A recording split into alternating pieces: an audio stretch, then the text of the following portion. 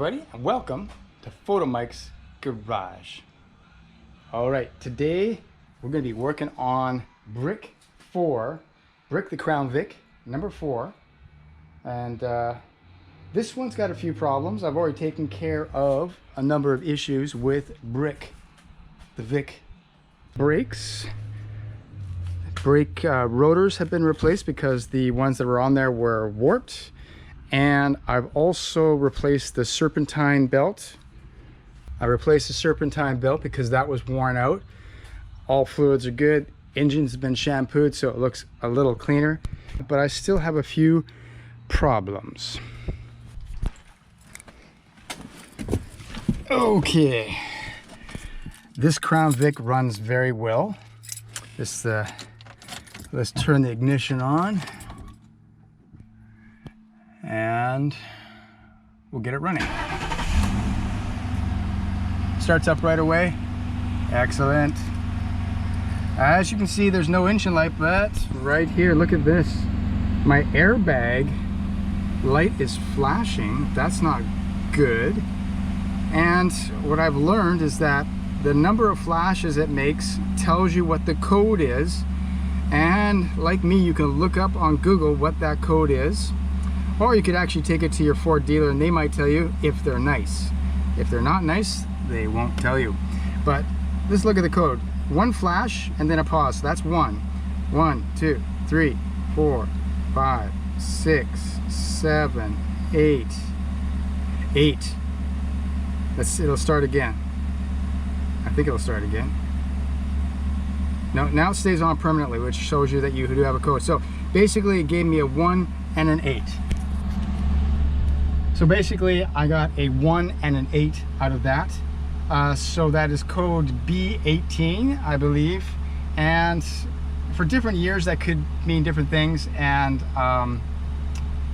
for this car, I think it could be either the front right bumper sensor is disconnected, or it could be that the passenger airbag warning light is non-functional. This is the passenger airbag warning light right here. Because of the shape of this, people like to poke at it. They like to put their finger in holes for some reason. I don't know why. And sort of push that in, but that is a light that is non-functional right now. 2,000 years later.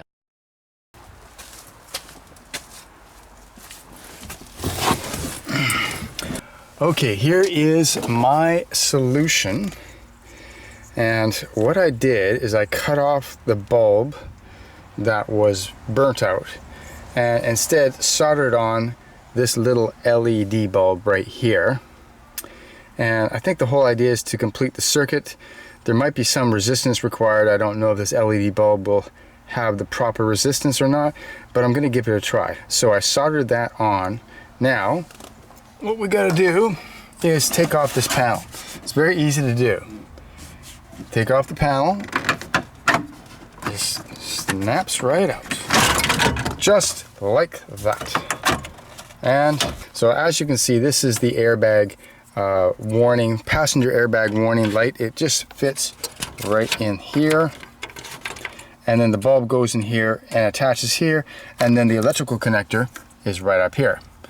So I'm going to see if this is going to get rid of my airbag warning light, because I'll just attach this right here, just like so, and it's attached. Then we will get my ignition key and go through the cycle. Okay, as you can see, when you first turn on the car, the airbag warning light lights up and then will turn off. And as you can see, it was very bright and now it's just a little bit of brightness going through here. So if we go over here, we can see that we're still getting the airbag warning. It's flashing the code, which is 1 followed by a pause followed by 8 flashes, and it's going to do this over and over again. So the question is, how do we clear and reset the airbag warning light? So supposedly we have a light It's working. Right, there we go. And we have to clear this. What I'm trying to do is clear that code. I'll show you what I'm going to do. I'm going to turn off the ignition again. And then what you do is that you turn it on where the airbag light comes on, and then when it just turns off, after a few seconds, we turn the ignition off. And then we turn it back on, airbag light shows up again, we wait for it to turn off for the first time. This is before it's going to be, and we turn off the ignition, just like that. We do it again, turn it on, wait for the airbag light to go off, and then we turn it off. And one more time, we turn it on, wait for the airbag light to go out. This is before it gives you all the codes, and we turn it off. Now supposedly it's that simple. Let's find out. Now let's start the car.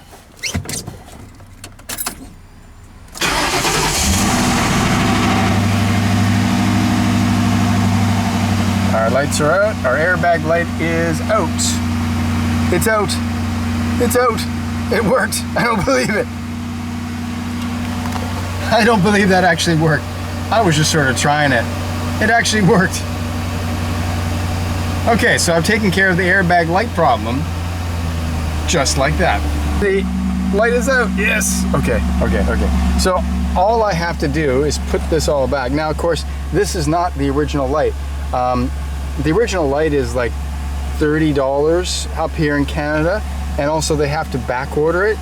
I'm far too impatient and cheap to do it that way. So what I just did was found a bulb, any bulb, and I just soldered it on.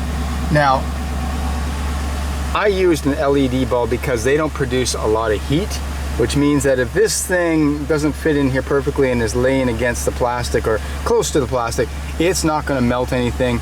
There's almost no heat that comes from LED bulbs, but they do the trick. So there you go. I have essentially fixed the airbag warning light problem. Okay, just a little recap.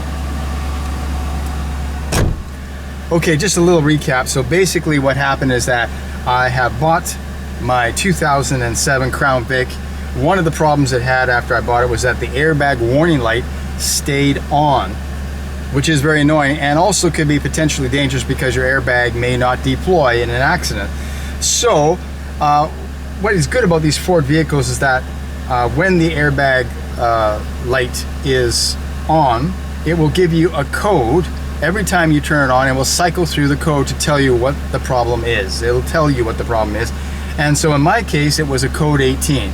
That meant that it flashed one time, it paused, and then flashed 8 times rapidly, and then paused, and then did it over again for quite a few times, and maybe 4 or 5 times, and then it would stay just a steady airbag light. So that was code 18, 1 and 8, 18. Code 18 is right here, it is the passenger warning light bulb. It means that the bulb is burnt out, which is fairly common with these cop cars. A lot of the bulbs are burnt out, and therefore all you have to do is replace the bulb. You can do it like me, which is just solder on any bulb, or you can get the proper one. I will show you, I'll link below where you can get the proper Ford part for that. And then once you put the bulb in and it's operating, you have to clear the airbag light. You have to reset it.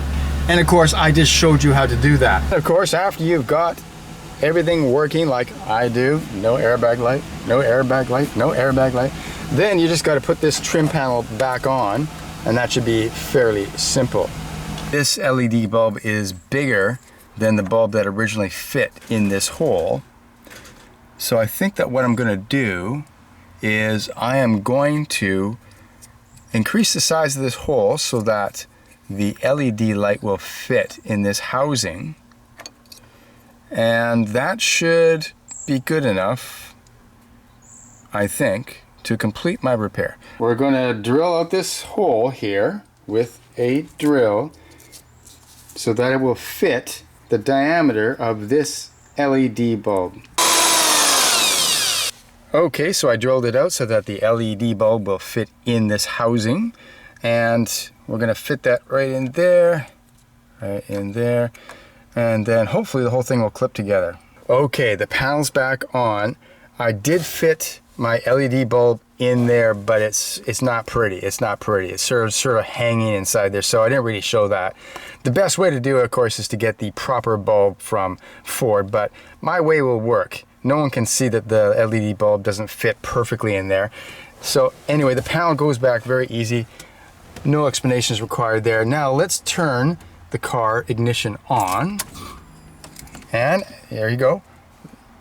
Airbag, passenger airbag off. Passenger airbag off, and then it just goes to a lower voltage. That looks great. Anyway, there you go. A quick little tips and trick for your Crown Vic. If you have a code 18 airbag warning light, now you know what to do. Anyway, so thanks for watching Photomikes Garage. I will see you next time. Actually, this was kind of a short and boring video for a lot of you. So to make it more interesting, I will give you a few revs of my Crown Vic.